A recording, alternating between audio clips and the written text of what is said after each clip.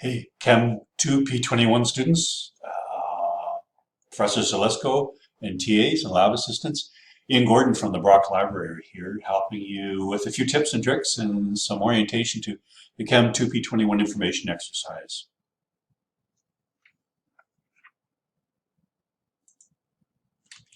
First of all, go to the library, go to the research guides tab. There's lots of interesting stuff here as well. Click on the chemistry guide. It's a program, and on the chemistry guide, you'll see lots of things. Looking for articles, Scifinder, Reaxis, other databases like Omni are there as well. Resources for chemicals and drugs, which also have those databases. Properties and reactions, which are also important to those databases, and important to this particular assignment, and important to drug chemistry and pharmacology as well. There's help in the bottom, and if you go further down, just to show you, there's a video I did for Reaxis, how to find articles, done with the collaboration of an expert. It's kind of neat. And then last December, I put together a Scifinder N training exercise, because Scifinder N was new in January of this particular year. On the bottom of it, it changes every once in a while. Here's organic chemistry resources, classic textbooks, question and answers in case you're taking an exam, and OERs or textbooks that are open that maybe help you as well. Always look here for something different, and send me your feedback if these worked good for you. On the bottom left-hand side is an app, so you can email me. You can schedule an appointment, so you click on that and find a date and a time that works for you. My schedule is included in there when I'm not available, so you can only click on things that when I am available. I don't think you'll need me. Most times people need me when they can't get Scifinder into work or have technical difficulties. If not, hopefully you'll be successful with this particular exercise. There's a tab on this particular tab, page Chem 2P21. So click on it and it brings up a different page as well. It includes a sample Aecs citation style. You may or may not be familiar with it. I still try to find out how it works for an article, which you'll have to do a couple times, and for a patent or a patent if you're British.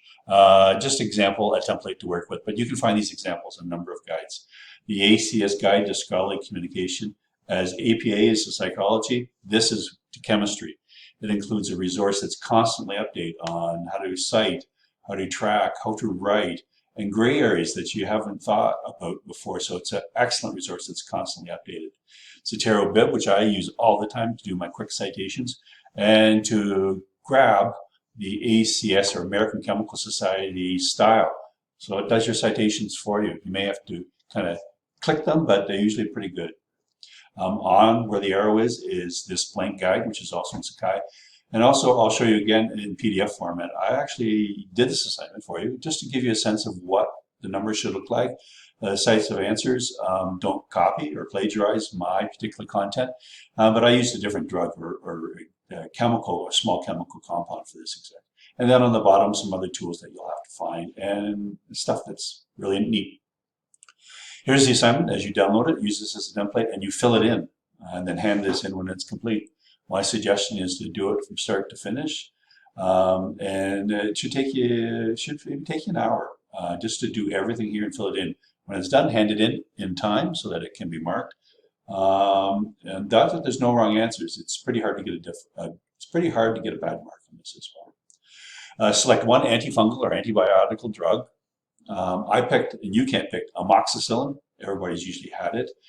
There's two websites there that you can pick a drug or anti-small chemical from, but below that I've put together a list of about 10 or 20 drugs I know that work.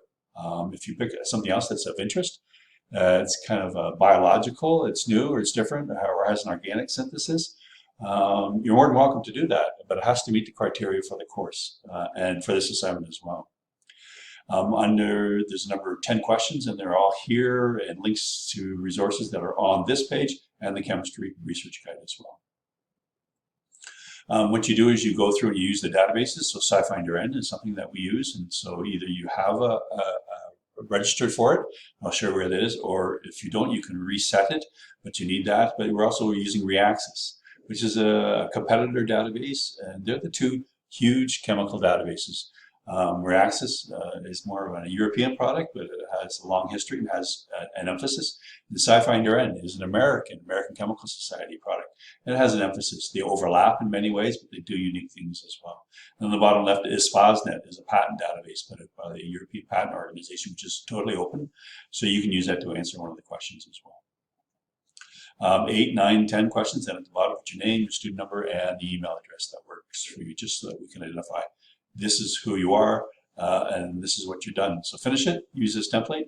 What I'm going to do is I'm going to show you the PDF here, which gives examples, but I filled in for you as well. So here it is, number of pages. Mine took 4 pages to do. You can work at it as you move along. It takes you an hour from start to beginning. Get your boats in order. Pick your drug, do some investigation, Google searching, pick one and test it and try it. But once you start, you have to use the same drug. So here's the 10 questions on 4 pages. Let me go through them just to give you a sense of what I'm looking for. What you need to do to explore these databases, not only for chemistry, but biochemistry, drug culture, pharmacology, and both databases scrape the medical sciences literature. And actually, Scifinder N searches Medline as well as searching chemical abstracts, which they call Scifinder N.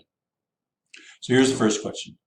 Pick your drug, formula and Hill structure formula, CAS registry number, chemical abstracts of service. It's usually the Bible, and many catalogs, many other databases use this number. And Scifinder N, or CIS, is probably the best resource in the world. It's a commercial source, but they do the best on naming and nomenclature. Though other places do it, this is usually has the most and the most current, because they have to do it, because Scifinder is really known for quick and dirty, putting records up. Competitive intelligence and IP intelligence is really important. So that CAS registry number may change. It may include other sorts of things, but it's usually can be used in a number of different places. The IUPAC name, that's tricky because it's hard to know whether it's right or wrong.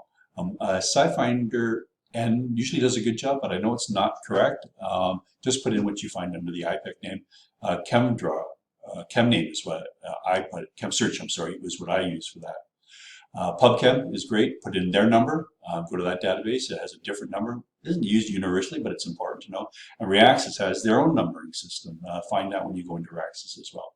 Then cut and paste. Take a screenshot and tell me where you found this particular image. So I found this particular image, a structure, in the Sigma Aldrich catalog, which doesn't have everything, but it has everything that's of commercial interest, as well as other places to look as well.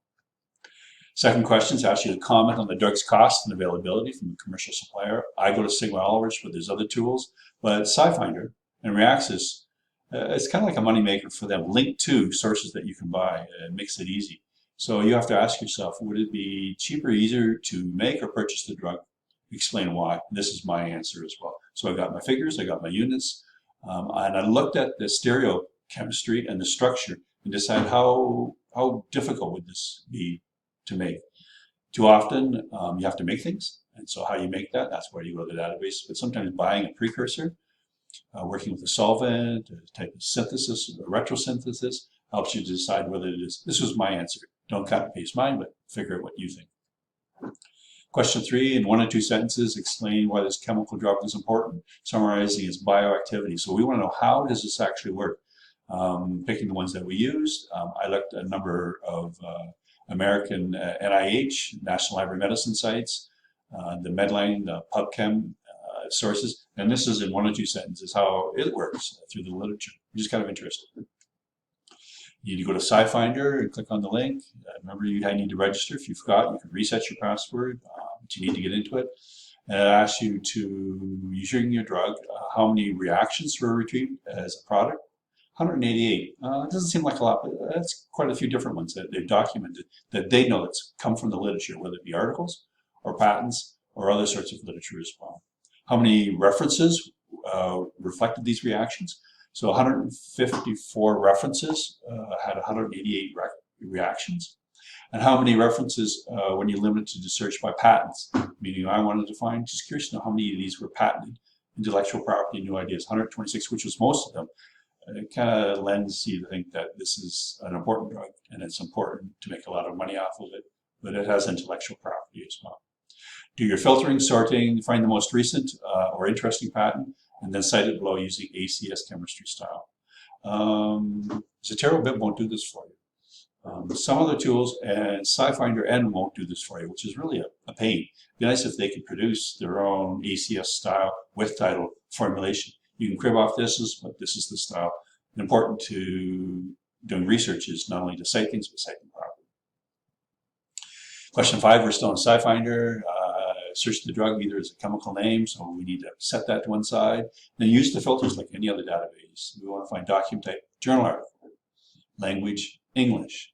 Database, you can separate out the Medline from the chemical abstracts or CA plus records, so I want you to do that. Then search within these. This is really new to Scifinder. You can put in a word or two. I put in anti and then shift 8 truncation to pick any word with the word anti, antibacterial, antifungal. Then sort the records by time cited, which is new as well. You can only sort them by date or relevance to find the following. How many articles did you find? And pick one of the top 5 articles and then look at that article and look at the time. It tells you right in the record how many times. So this article that I've cited below, I picked up the DOI and put it in Zotero bib, and here it is, ready to do. It was cited 1,540 times in this database. It may have been cited more or less otherwise, but in this database, that's pretty impressive for something that was produced in 1999. One thing that Zotero bib doesn't do is doesn't include journal abbreviations. So Sci, Total, and Env. The science of the total environment. CAS style with title, kind of anal. It asks you for, if you can't find it, just put in the full name of the journal. But CASI, which is the link there, helps you define and transliterate full journal names to abbreviations. Hopefully that'll change one day. Question 6 is, here we go, jump into Reaxys, which is an open database. So you don't need to register. You can always get to it. It'll ask you to sign through the proxy service, your BROC authentication. Once you're in the database, do a quick database search. Using your chemical or drug or compound. I used amoxicillin. I found 565 substances in 104,000, and then 10 commercial substances. So I answered the questions there, and I asked you how many preparations, how many reactions, and then how many documents. The thing about Reaxys is it scrapes more data. It scrapes more organic or bioorganic, organometallic tools. So it's mainly for those journals, those patents, those resources. It gets more reactions. So it's a bit more intense, it's a bit more comprehensive, and it's a bit more robust. So you get answers in Scifinder N for quick and dirty and really, really amazing results. But sometimes organic, bioorganic, farm searchers go to this database first and then go to Scifinder and then compare the results as well.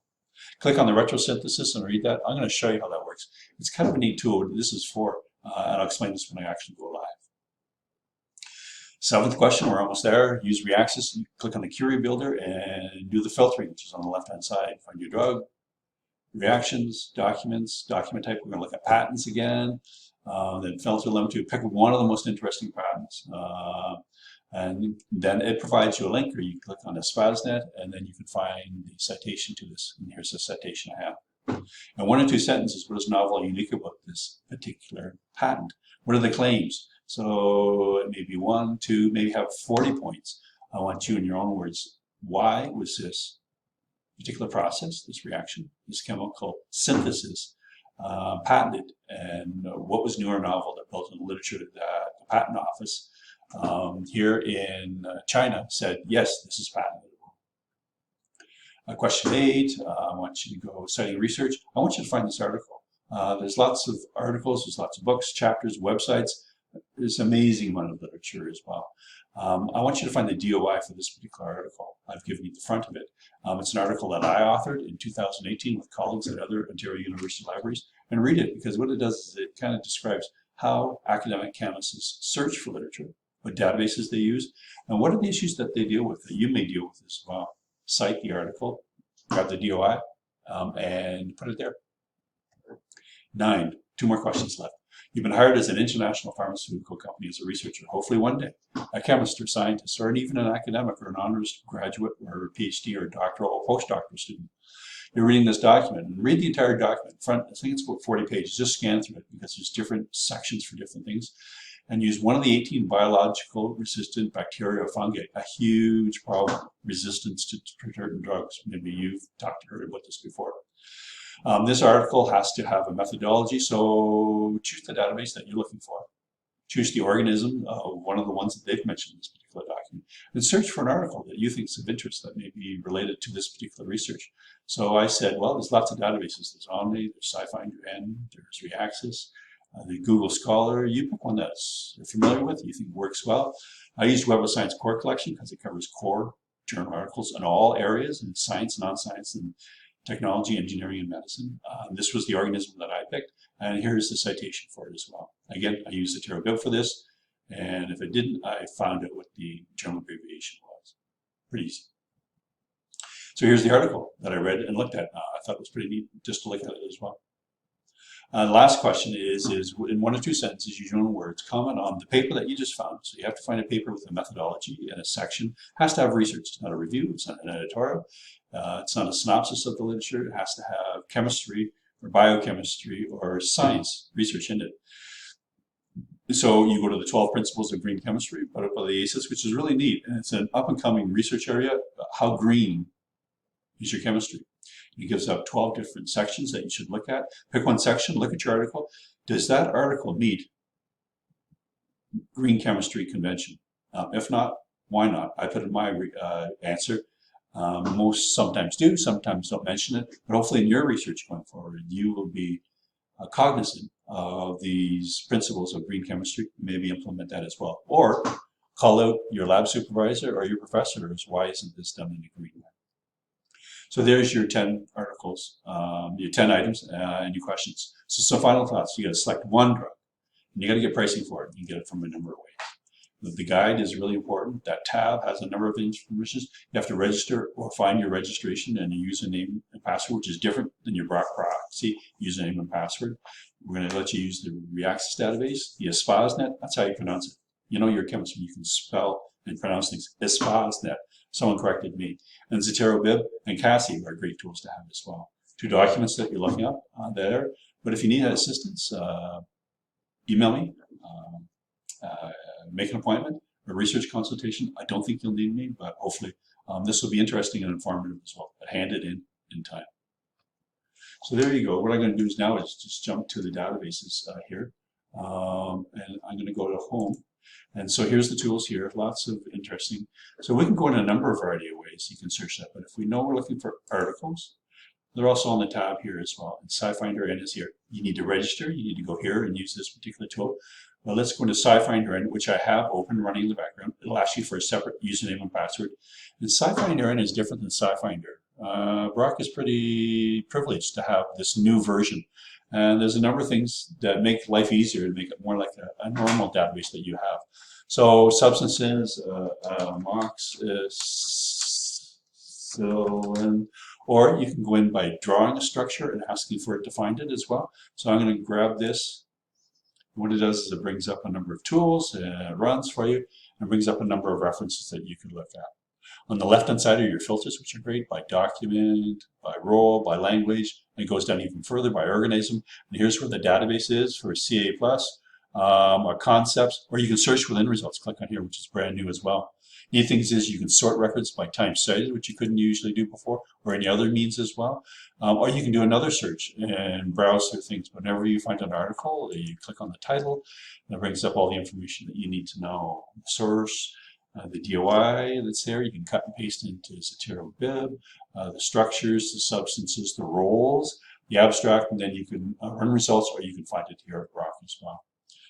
To download, or you can email your results, which is new as well. A number of tools. But if you come up with a compound, here's amoxicillin here, in the registry file, it brings it up, but yet you can find a number of suppliers. So here's where you find, hopefully, where it can be supplied, but you also find pricing as well. I usually go to the Sigma Ultras catalog, which is linked on my homepage as well. So there's Scifinder, pretty evident. You can return to results, or you can return to home, which is kind of neat. The neat thing about Scifinder N is that you can search for a query, then you can add, like for words and titles or words and authors. You could never do that before. It was like a Google interface, which was really, really annoying. It saves your records because it knows who you are, you signed in. A number of things that you can do. Search for substances, reactions, test, try it, push, pull it, see how it works. On that same page, there's a Reaxis guide here. Here it is here. So this is the interface for Reaxis. You probably have never used this before. So it kind of looks the same. It has a Google-like interface. I'm going to put in Moxis, or I can put in the CAS registry number or Reaxis number. It tells you, I don't want to sign in. It tells you the results, how many substances. The reason why there's so many substances is because they do such more indexing. Documents and commercial substances, meaning they're trying to sell you a link to a commercial catalog that hopefully you'll buy from around the world. But if you look at substances and view results, it brings up 565. Why there's so many is there's salts, there's stereoisomers, there's compounds, base, because it has a lot of medical use. But usually the top one is what you need to use for it because it has the most numbers. And so that's you can download, you can save your strategy, run your history again. But these are the numbers. And then on the left-hand side, sometimes it's hiding. Watch, I open it, and here's the filters here. And then you limit to by document type. I want to just find a patent. So here, you just click on it, you have to limit to patents. So it does that as well. You can click on home and go back as you can, or you can do another search as well. So it's pretty straightforward. The filters are pretty certain to use on the left-hand side. Put in your numbers, see what you get, and then find the citations. When you grab something, patent or an article, grab the DOI and then put it in the Zotero. That usually works quite well. One thing I wanted to show you, there's a query builder here. So it actually helps you to move through where you can put in a structure. You can create a structure from the drawing, or you can put in things like CAS registry number, 267. Why it doesn't ask you to put in your compound name? It's probably because there's so many names for so many different compounds. So I'm going to put this in. Search. It tells you there is one document here. So you can grab this, you can go up and down your file. You can go to that page, and you can do whatever you want, but you can actually go back and you can add whatever you want to this record and then use the filters that are there as well. So there you go. What I wanted to do is show you is this retrosynthesis is really powerful. And this is the power of this database. And this is the future of chemistry and medicine and biological sciences. Not that you look for and limit and sort and filter. The database does that for you when it's correct and when it can. So here it says, give me the retrosynthesis for amoxicillin. And it gave me 5 methods that they've used up. And it gives me not only the structures, the links. I can add or subtract types of surfactants or solvents or steps or instrumentation, but it's always linked to a particular citation, a patent, maybe a thesis, maybe an article. And it gives me a way of thinking which then you can include, add, share, kind of like a Zotero group account with other people as you kind of think through this. So retrosynthesis is the future because it's just so many articles, so many different choices and combinations, and so many different ways of doing things. It's trying to think for you in a quick way to get you started, for 1, 2, to share your results, and 3, to make you think of things that you may not have thought of before as well. So I want to go back to the Rock Library Guide, go to Research Guides, lots of them here. Let's go into our program, Chemistry,